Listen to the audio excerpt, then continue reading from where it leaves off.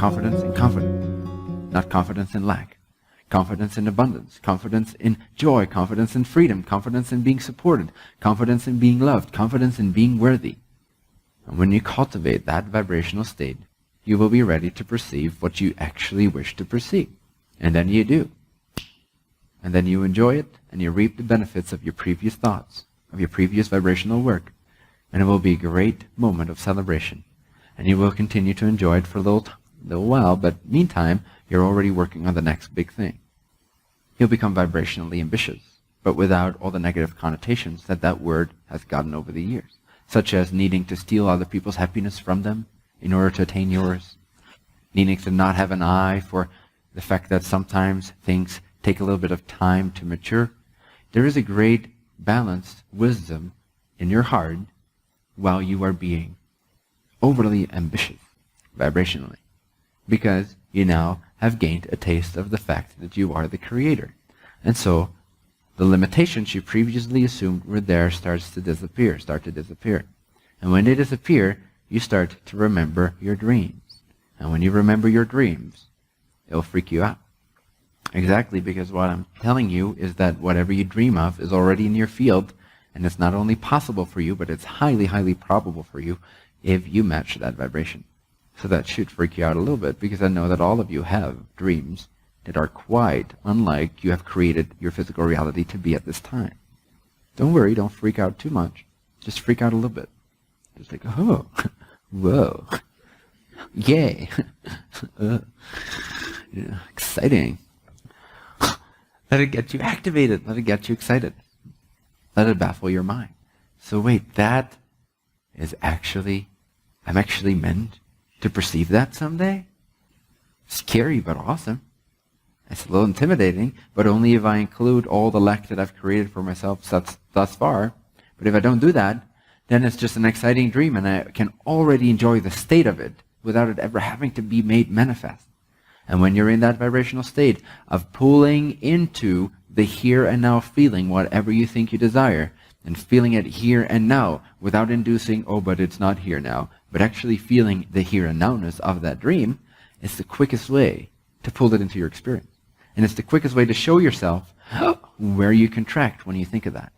Oh, but if I do have it, oh, shit, I wouldn't quite be able to handle this. Or, oh, I don't think I'd be worthy of this much power or love or abundance or wealth or freedom. And so you work on yourself until you are at a consistent frequency where you feel that that vibrational reality is already here, and it no longer freaks you out, and it feels consistent, and it feels like it's your new baseline, and you start dreaming about the very next thing. And then the previous thing that served as a symbol for growth now effortlessly enters your experience, and you are no longer putting it off. You are no longer postponing that creation. You are no longer afraid of it. You are no longer believing you're unworthy of so much enjoyment. There's nothing in creation that suggests you should not be in joy all the time, except the people you don't want to end up like. So it's a great thing. Again, if the people you don't want to end up like would say that joy was the best thing and you deserve it, you should be concerned.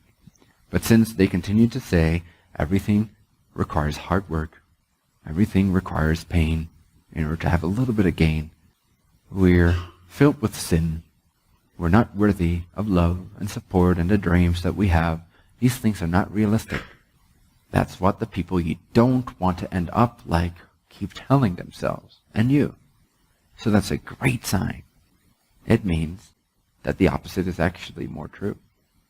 So take other people's doubt or believe in a realistic, Newtonian, linear, limited, lacking, unworthy reality, and take that as a great sign for the fact that the truth of creation is quite the opposite. You are already worthy of everything you desire. This is another great way to ease yourself into ease, and then ease yourself into excitement, and then ease yourself into ecstasy or bliss. Start where you're at. Slow down the negative spiral in whatever way you can until you reach a neutral point of ease. And then from ease, it's that much easier to catch the upward spiraling train of thought, belief, conviction, energy. And then you'll be right back in alignment, attracting a future of your dreams, attracting the future self that you are here to embody. Don't be so human. Don't be so human. It's not relevant anymore. It's not exciting anymore. Get over being so human. It hasn't served anyone ever to be extremely human. Then what am I? You are endless consciousness, having a vibratory experience. That's all you are. The physical shell you've projected yourself through is nothing but a manifestation of the vibration that you have assumed. Change the vibration, and your expression, your vehicular expression of self, within this world, which is also inside of your consciousness, by the way, will change. It will start to change how it feels, how it looks, how it thinks about itself, how it operates, how it interacts, how it uses gestures when it speaks, how it uses its voice, everything. Everything starts to become more and more under your control. The way you express yourself becomes yours, not random and automatic and erratic. You become the full expression of your controlling self. Controlling what? Controlling vibration. Controlling situation? Nope. Just vibration. Again, as soon as you fall into the trap of believing you should control your environment, you're already giving away your power to something that has no power to create the future. And remember, the only reason you ever try to control what is because you believe it will lead into a better future. There's no other reason to control what is, unless you believe it will turn into a better thing, a less lacking creation. Now that you know that the next creation never takes its cue from what is visible now, you can safely let go of situational control and rest in the pure bliss of knowing that you are a vibrational creator and that the future will shape itself around you. You don't have to go out of your way. You don't have to move a single inch, a single finger to attract the life of your dreams. You could hypothetically sit in this chair for the next 2 years, attract people that want to feed you. It might help to grow a beard and a mala and speak some wisdom every once in a while and say that you're a saint from the future. But other than that, let's say you attract that to yourself. You can attract the life of your dreams by simply sitting here, not moving a finger. Why? Because creation does not base itself off of creation. The future has nothing to do with the now, except how you feel about the now. That's what creates the future. So if you were to sit here in bliss and effortless abundance and total conviction in the union, infinite state of being, and you are not afraid to imagine, you are not afraid to create on the mental level and to be excited about what you see and to only pull into your vision things that excite you and that are a representation of that abundance, you will bring that into your experience without having to do any physical work. I'm not saying physical work is a bad thing, but let your physical work be only utilized to pluck the fruits that have grown out of your previous mental creations. So what is the physical body meant to do? Is it meant to do hard work? No. It is created to enjoy, on a physical level, the non-physical thoughts you've been having. That on a non-physical level you could not enjoy physically. You could only enjoy as physically as non-physical reality allows you to enjoy, which is very high vibrationally and very intense, but it's a different type of feeling than the experience of the physical illusion. And so you decided, well, why not project a portion of my consciousness into this physical illusory plane of consciousness so that I can not only enjoy everything on the mental instantaneous plane, but I can also give it the illusion of time and therefore give myself this trajectory of vibrational growth, of not having instantaneously what I think of, but having there be a little bit of time between where I am and where I want to be before I pull it into my full-blown experience. And then when I continue to think the thoughts that I desire that are in alignment with the truth of my abundant soul and my generous soul, infinitely giving, infinitely of service, but also very generous to itself, also very selfish in that it wants joy and expansion in that way.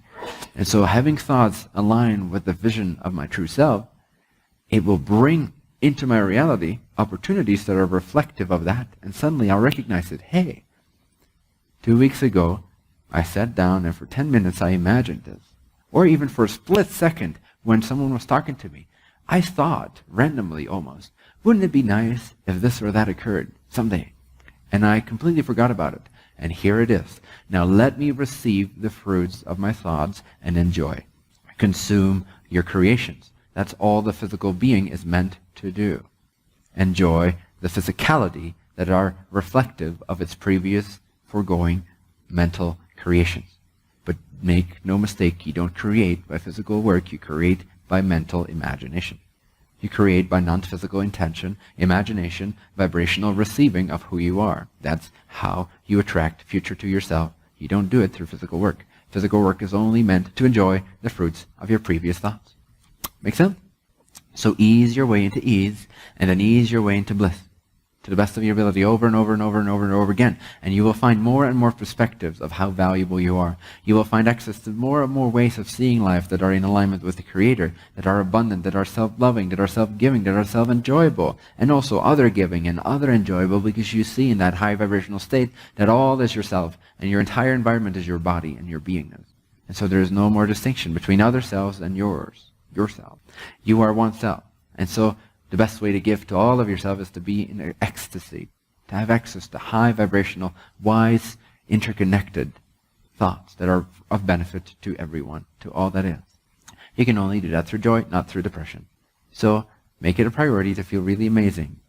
Develop the habit to find and search and dig for the perspectives that make you feel great about who you are. Do that over and over and over again until you've carved out all negative thoughts about yourself, and all you perceive is that you are the Creator in form, and that you receive and perceive and are worthy of everything you desire, because there is no other law than worthiness. There is no other being but you, the one. So there is no disharmony between what it desires and what it creates, and what it deserves. You deserve everything you desire, and more. Over and over again until you got it. Until you have moved up your baseline significantly, and then you move it up again, and then you move it up again. And before you know it, you won't be able to recognize yourself, and that's a good thing. Because you don't want to end up like you either, so don't take your own advice. Seek for new advice, new perspectives that resonate, that ring true, that fill you with joy and excitement. Okay? That's how you activate the future of your dreams. There's no other way. You cannot get to positive reality from a negative state. So resolve all lack beliefs as much as you can, and from the abundance perspectives, you will then match the vibration of a reality that's already here, that's already abundant. You already know it exists, otherwise you couldn't dream of it. You can only dream of something that already exists within your field. Duh. You cannot perceive something that's not already within your field. Duh. So if you have a desire about something, it must already be in your field, and it must already be worthy of you, and you must already be worthy of it. Duh. No? It's so obvious. You cannot imagine what you're not deserving, worthy, or capable of.